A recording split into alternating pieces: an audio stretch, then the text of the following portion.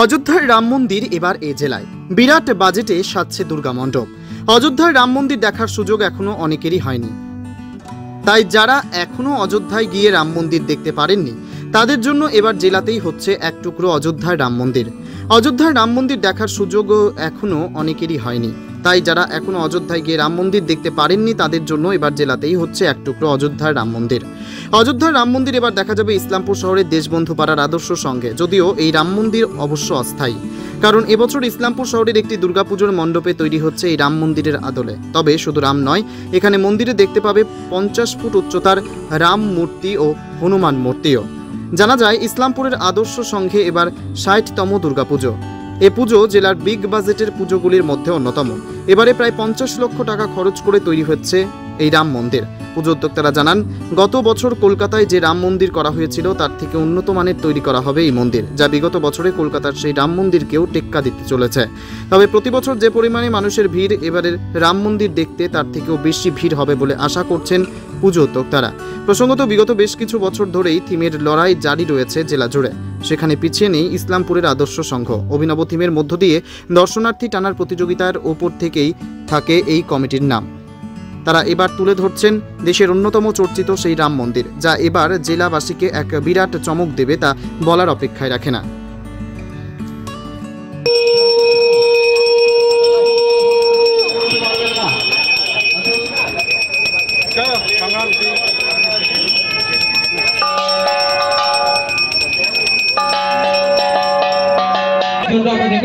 সভাপতি মাননীয় শ্রী শ্রীকৃষ্ণ দাস মহাশয়কে অবশ্যই নমস্কার। আদর্শ সংঘ পূজা কমিটির পক্ষ থেকে সকলকে, যারা তার জন্য আমি সত্যি ক্লাব কমিটির পক্ষ থেকে তাদের ধন্যবাদ জানাই যে আমাদের সঙ্গে যেভাবে মানুষ এগিয়ে আসছে। আশা করি আলোকিত করে উঠছে আমাদের সারা উৎসবের ঘন ঘটা দরজার মুহূর্ত।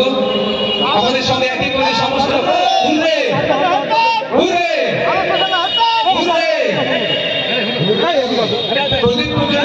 আমাদের ভারত উদ্ঘাটন এই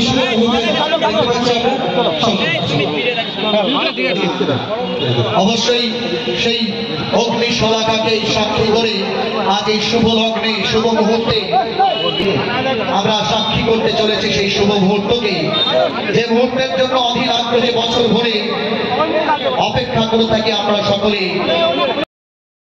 অশোক প্রামাণিক, শুভঙ্কর দাস, সন্দীপ বোস, রাজা দাস, অভিষেক, জয় চাকি, অভিজিৎ চক্রবর্তী, দীপঙ্কর দাস, নতুন সদস্য আমাদের, রত্নেশ প্রসাদ, অরিন্দম চক্রবর্তী, লক্ষণ দাস, শুভজিৎ চৌধুরী, চিত্ত বড়ই, কৌশিক শীল,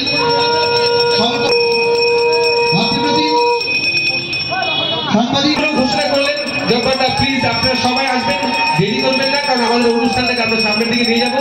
আপনারা সবাই স্টেজে আসুন এবং স্টেজে আপনাদের মঞ্চকে আলোকিত করে আপনাদের উত্তরীয় করিয়ে আমরা এই শুভক্ষণে কাউকে ছাড়তে চাইছি না। এই পুজো প্রাঙ্গণে যারা যারা আছে, please come to the stage, all members please come on to the stage. একদম নীল বালুই সবাই এই ফ্রেমটা ভঙ্গি হোক ক্যামেরায়। আজকের খুঁটি পুজোর একদিকে পুরোহিত মশাই কিন্তু পুজো চালু করে দিয়েছেন। চলে আসুন তা বলুন দা, রানাদা, এসো, সবাই মঞ্চে চলে এসো। সবাই আসছেন। এই হচ্ছে আদর্শ সংঘের এক একটি নক্ষত্র। ধরে একতালি সবাই একসঙ্গে, কাম অন অডিয়েন্স। এই হলো আমাদের আদর্শ সংঘের নক্ষত্র নয়, প্রত্যেকবারই একটা চমক থাকে, এবারে কি চমক রয়েছে? ধন্যবাদ সাংবাদিক যারা ভাইরা এসছেন, সকলকে আমরা ধন্যবাদ জানাই ক্লাব কমিটির পক্ষ থেকে। কিন্তু আমরা আকর্ষণীয় নিয়ে আসছি, প্রতি বছরে একটা আকর্ষণ আমরা নিয়ে আসছি। এবারও সেই আকর্ষণ আমরা তুলে ধরছি। সেটা হলো এবারের আকর্ষণ আমাদের রাম মন্দির। যেই রাম মন্দির গত বছর আমরা দেখেছি শুধু কলকাতায় হয়েছিল, ওটার যে পজিশন ছিল তার থেকে অনেক উন্নত মানের রাম মন্দির আমরা তৈরি করতে চলেছি। এবং লাইটিংয়ের যে ব্যবস্থা সেই জায়গাগুলোতে আমরা বড় আকার ধারণ করছি। আগামী পুজো যখন শুরু হবে আশা করি আপনারা দেখতে পারবেন। ধন্যবাদ।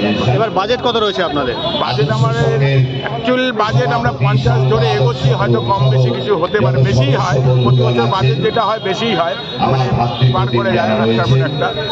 মূল বাজেট 50 লাখ। প্রত্যেকবারই এই পূজাকে কেন্দ্র করে প্রচুর মানুষের ভিড় জমায়েত দেখা যায়, এবার কতটা ভিড় হতে পারে যেহেতু রাম মন্দির?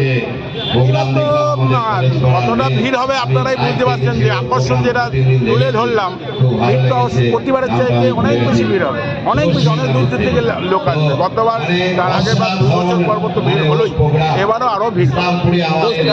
ভিড় কন্ট্রোল করার জন্য তার জন্য আমরা প্রস্তুত। আপনারা বিগত দিনও দেখেছেন দেশবন্ধু পাড়ায় কোনো অশান্তি হয়নি এবং হতে দেয়নি। আমাদের যেমন আপনারা সহযোগিতা করেন, প্রশাসন সহযোগিতা করে, আমরা নিজেরা ভিড়ের জন্য রাস্তা আমরা তৈরি করি।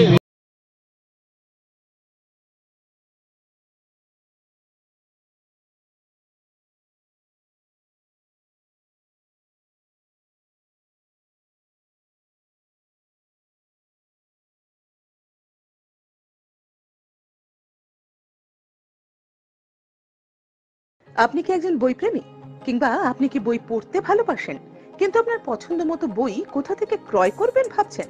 এখন আপনার এলাকায় মীরা পুস্তকালয়ে আপনি পেয়ে যাবেন সমস্ত ধরনের বই।